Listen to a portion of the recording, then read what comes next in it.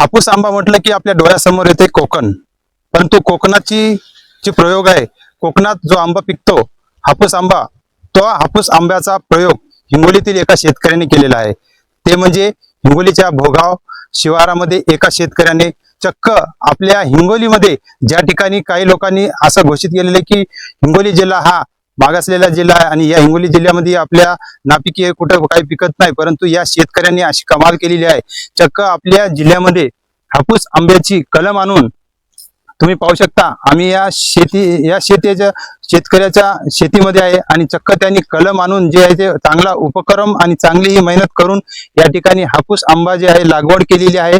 आणि हापूस आंबाच नव्हे तर या ठिकाणी तुम्ही पाहू शकता, या शेत बागामध्ये, आपण आंब्याच्या बागामध्ये, या शेत शिवारामध्ये केसर असेल, लंगडा असेल, दशेरी असेल, अशा अनेक विविध प्रकारच्या आंब्याच्या जाती ज्या आहेत या शेतकऱ्यांनी या ठिकाणी पिकवलेल्या आहेत.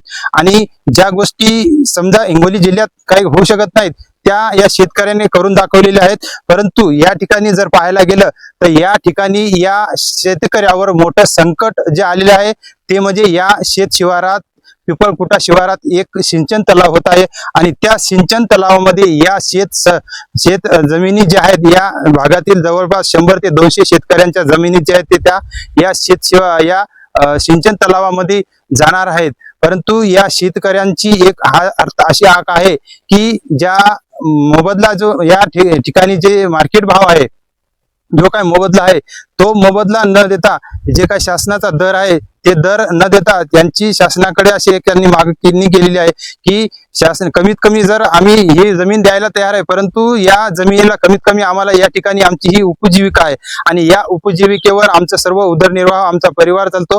आम्ही या जे हजारो शेतकऱ्यांना या सिंचन तलावाचा जर फायदा होत असेल तर आमची या शेतीची ही आमची धरणी माता आहे, आमची याच्यावर उपजीविका आहे, आम्ही ही देऊ. परंतु कुठेतरी आमच्याही परिवाराचा उदरनिर्वाह झाला पाहिजे, आमच्याही परिवाराचा कुठेतरी गुजारा झाला पाहिजे, त्या उद्देशाने त्यांनी देण्यासाठी तयार झालेले आहेत. परंतु त्याचा कुठेतरी त्यांना मोबदला मिळाला पाहिजे अशी त्या शेतकऱ्यांनी जी हाक आहे, ती जी अपेक्षा व्यक्त केलेली आहे. आता निश्चित पाहणे गरजेचं ठरणार आहे की निश्चित या शेतकऱ्याला प्रशासन त्यांच्या मागणीनुसार त्यांना जे काय मोबदला आहे ते देणार आहे का या शेतकऱ्यावर काय अन्याय होणार आहे, असं हे पाहणं महत्वाचं ठरणार आहे.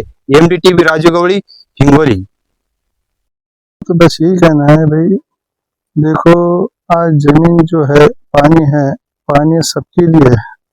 पानी के मसला था यहाँ आजू बाजू, हम जो है 150 जो शेतकरी को जो नुकसान हो रहा, इसमें लाखों जो लोग है इसका पानी का ये करेंगे।